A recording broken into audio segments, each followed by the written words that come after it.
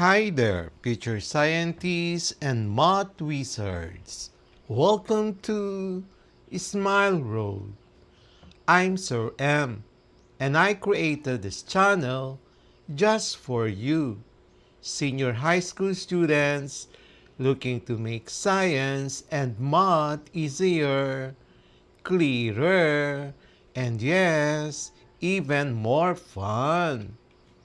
On Smile Road, we explore exciting lessons in general science, solve real-life problems in general mathematics, and learn how these subjects connect to the world around us, from floating boats to your monthly budget. Each meeting, I'll guide you through lessons using simple explanations, real-life examples, and even a few challenges to keep your brain sharp. Whether you're reviewing for exams, catching up on class topics, or just curious about how the world works, you're in the right place. Don't forget to hit that like, subscribe, and notification bell so you won't miss any of our learning adventures here on Smile Road. So, are you ready to start this journey with me? Let's walk the road of knowledge with a smile. Our topic for today is Philippine Archipelago, exploring landforms, climate, and life shaped by geography and geography. This is Earth and Space Science, Quarter 4 for Grade 11, General Science. Again, this is Quarter 4, Earth and Space Science, Lesson number 4, Philippine Archipelago, exploring landforms, climate, and life shaped by geography and geology. Our intended learning outcomes.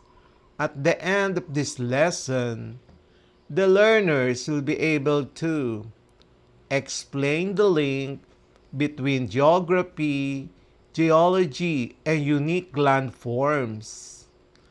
Analyze how the Philippines' location on the Pacific Ring of Fire and its tectonic activity have resulted in distinct landforms such as volcanoes, deep trenches, and limestone formations.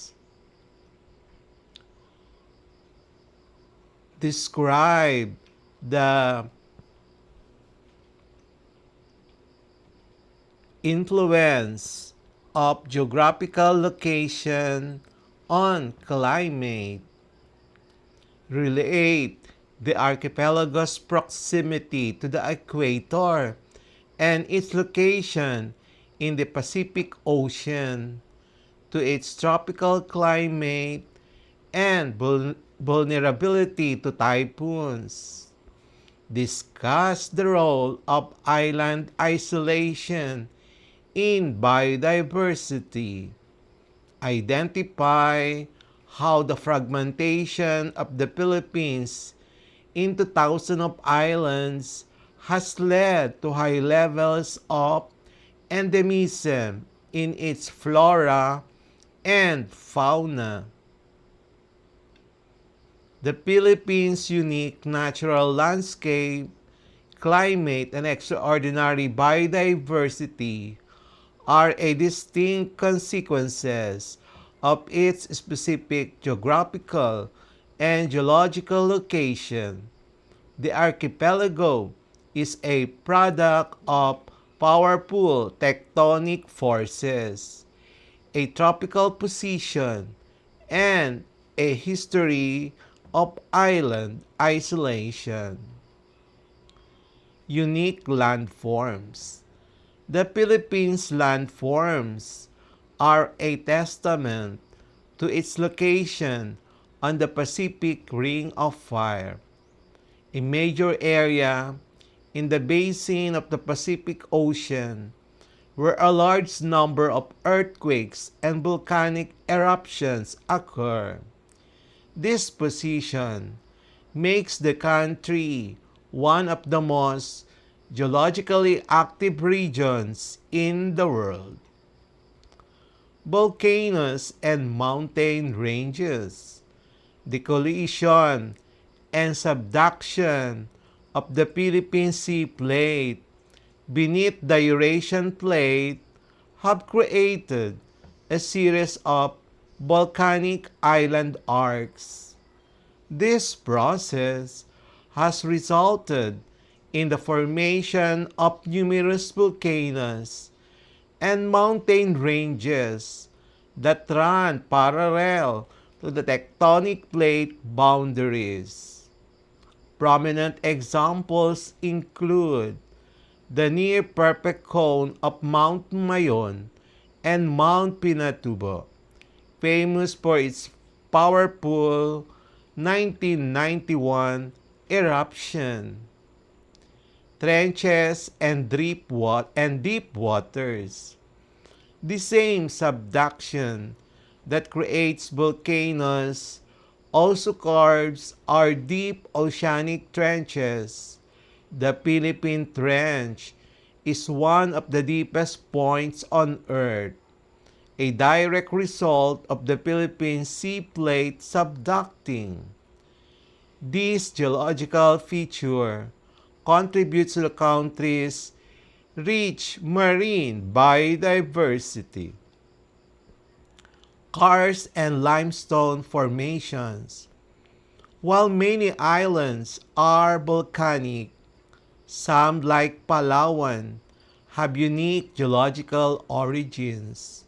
Their famous towering limestone cliffs and karst formations were once ancient coral reefs that were uplifted by tectonic movements. A striking example of this type of landform is the Chocolate Hills in Bohol, a collection of over 1,260 cone-shaped hills. Climate. The Philippines' location near the equator gives it a tropical marine climate with high temperatures, high humidity, and abundant rainfall year-round. However, its geological position as an archipelago in the Pacific Ocean exposes it to a specific meteorological phenomena, typhoons. Typhoon belt. The Philippines is situated directly in the typhoon belt, a region in the western Pacific where tropical cyclones frequently form. The warm, moist air over the Pacific Ocean provides the perfect conditions for these storms to develop. As a result, the country experiences an average of 20 typhoons per year, which significantly impacts its rainfall distribution and can cause widespread destruction. Monsoons. The climate is also heavily influenced by two major wind systems. The southwest monsoon, habagat, from May to October, which brings heavy rains, and the northeast monsoon, called amihan, from November to April, which brings cooler, drier air. The mountain ranges act as natural barriers, creating different climates on the eastern and western sides of the islands. Life forms, biodiversity. The country's archipelagic nature, created by geological events, has been a key driver of its incredible biodiversity. The thousands of isolated islands have acted as natural laboratories where species have evolved independently. High endemism. The geographic isolation of the islands has led to an extremely high rate of endemism, meaning a large number of plant and animal species are found nowhere else in the world. For instance, the Philippines has one of the highest concentrations of endemic species on Earth. Endangered species. This biological uniqueness is exemplified by iconic creatures such as the critically endangered Philippine eagle, one of the largest and most powerful eagles in the world, and the Philippine tarsier, one of the smallest primates. The unique geological history and the resulting isolated ecosystems have made the Philippines a global biodiversity hotspot, highlighting the importance of conservation efforts. Another intended learning outcomes. At the end of the lesson, the learners are expected to identify and describe the unique landforms of the Philippine archipelago using suitable resources such as images, maps, and geological cross-sections. Explain how the country's geographical and geological location influences its climate and biodiversity. Illustrate the connection between plate tectonics, landform development, and natural hazards in the Philippines. Analyze how the archipelago's position in the tropics and the Pacific Ring of Fire contributes to its distinct ecosystem and natural resources.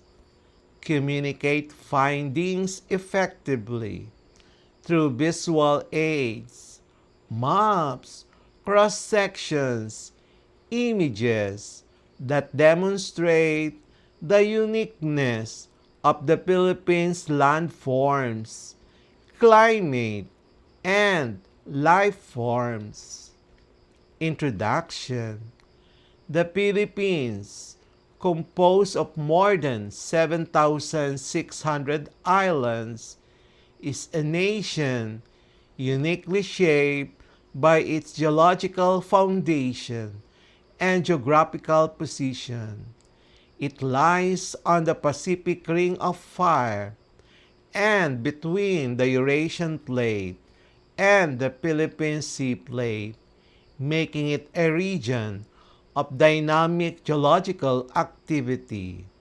Its location near the equator also contributes to its tropical climate and rich biodiversity.